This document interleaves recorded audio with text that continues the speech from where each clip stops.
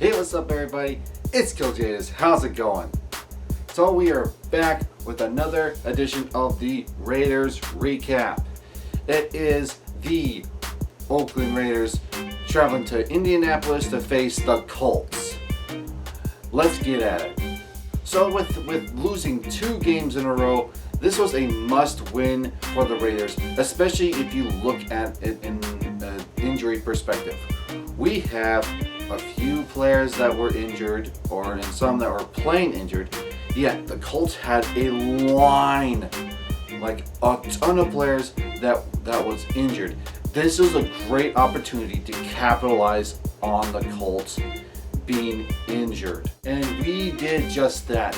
The final score is the Raiders 31, the Colts 24. The Raiders win, we snap our little losing streak, and we go to London 2-2, and we go to London to face the Bears on a win. Let's go. Unfortunately, I had to watch the game on the radio again because fuck you, cable TV. It sounded like we did really good. There were a few things that I did not like. Mainly, the one thing I just did not like is that we played conservative in the fourth quarter. I am hating that kind of play from teams that I want to win. I don't know. It just seems like everyone has that level of thinking of, you know what? We have the lead. Let's go ahead and just run the ball and waste time. No! We need to run the score up. In today's NFL, they have those gun-slinging quarterbacks that can easily take a good lead, get maybe 1 or 2 stops, and suddenly they're back in the game. It is that significant. And you cannot be going out there with a 2 touchdown lead. I need that lead to be at least 3 or 4 touchdowns before I am comfortable in going, yes, go ahead and run the ball and waste the clock. Oh, it pisses me off that Gruden was doing that.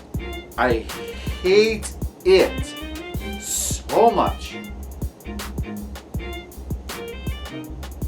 And as you know, of course, the one thing that plagued us a lot was penalties. And speaking of penalties, yes,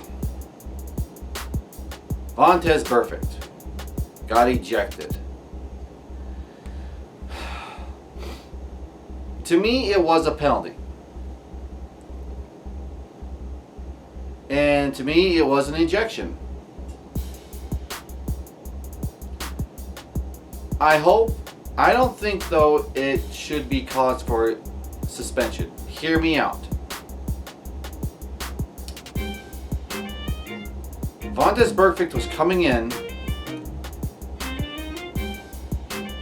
to make the tackle, and and this is what I'm sure his thought process was. The receiver was on the ground. Now, initially, what you would do as a receiver is when you catch the ball and hit the ground, your first thing is to maybe get up, stand up to keep going. Instead, the receiver went to brace himself for impact instead of trying to stand up. And of course, when you're a football player and you start a certain movement, there's kind of no stopping you. Now, granted, Vontaze Burfict should have known better, but I did not see it as a malicious intent. He was going in there to make a hit, and if the receiver actually stood up, he would have gotten hit here. This area and down, he would have gotten hit.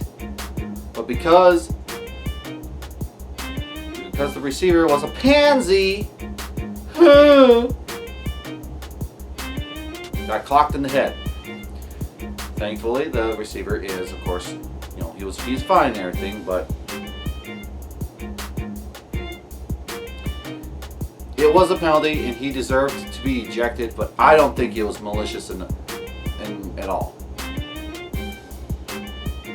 So, NFL, if you suspend Vontaze Burfict, fuck you.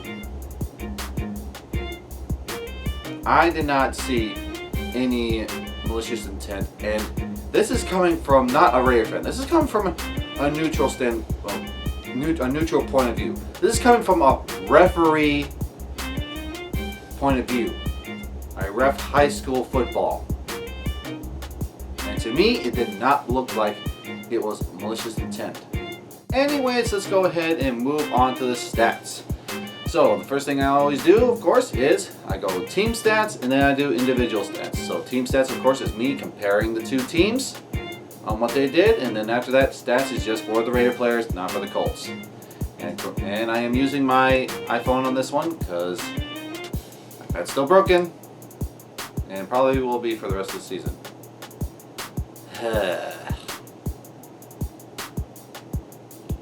Anyways, let's go ahead and start with the team stats.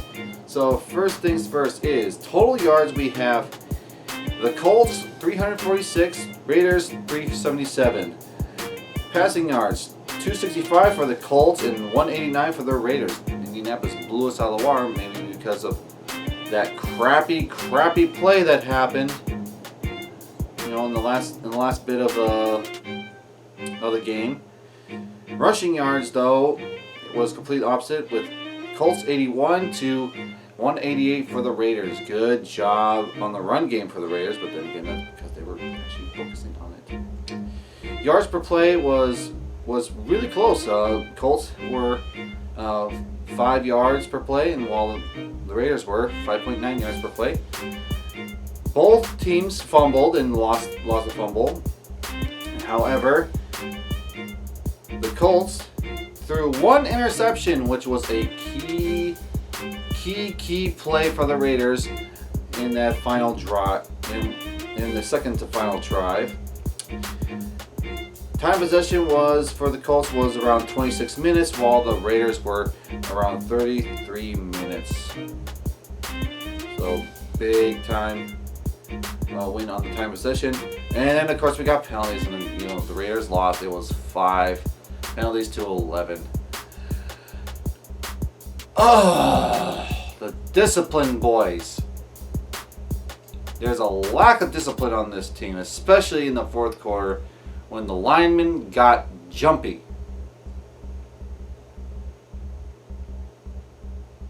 Stupid. So stupid.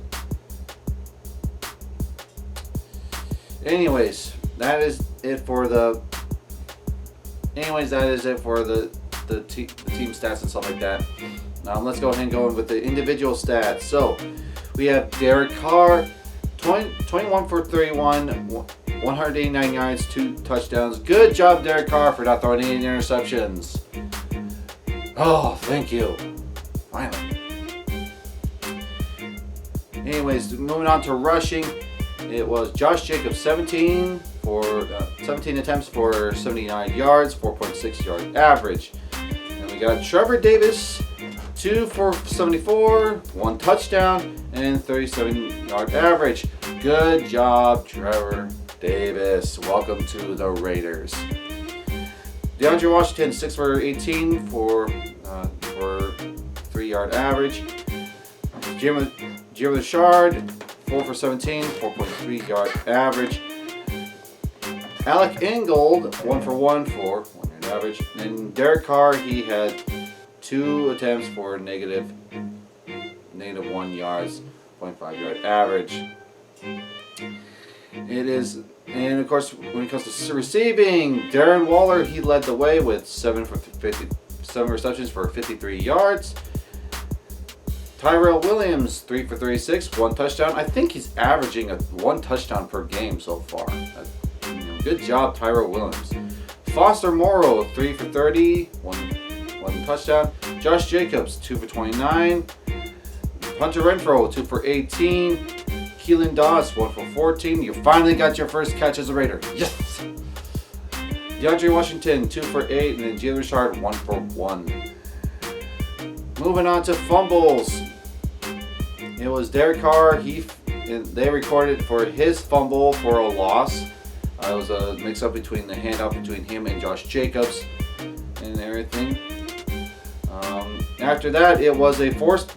We have one fumble recover by Carl Joseph, and then one forced fumble by Mad Max Crosby. Way to go, defense. And of course, interceptions. We have Eric Harris returning the one interception for 30 yards and a touchdown. Great job to you guys. But let's go to something that was a little bit lacking. We have for defense, LaMarcus Joyner had 2 tackles for loss. Nicholas Morrow had 1 tackle for loss. Carl Joseph had a tackle for loss. Josh Morrow, 1 tackle for loss. PJ Hall, a tackle for a loss. That's 6 tackle for losses, but 0 sacks. That is the second game in a row that we've had no sacks. Come on, boys, get at the cornerback. We need it. For kicking, Daniel Carlson, 1 for 1 on field goals. His longest was, of course, that one, which was 26 yards. 4 extra points. Good job. AJ Cole, 5 punts, 50.6 yards average. 3 of them were inside the 20. Good job, AJ Cole. And his longest was 59 yards. Kickoff returns, we had Trevor Davis take over with 2 returns, 16.5 yard average. And then punt return, it was Trevor Davis again with 2 returns, 2 yard average. That's it for today, guys. Yeah, again, besides that, it was a phenomenal game and everything. The Colts really fought hard.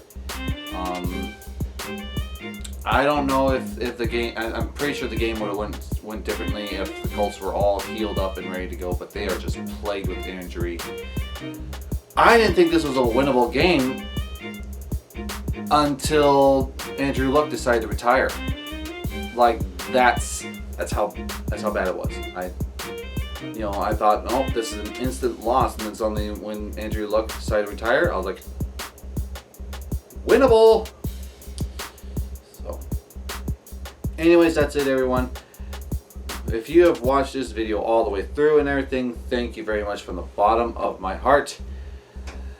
And yeah, I guess that's it. So, catch you later. Bye.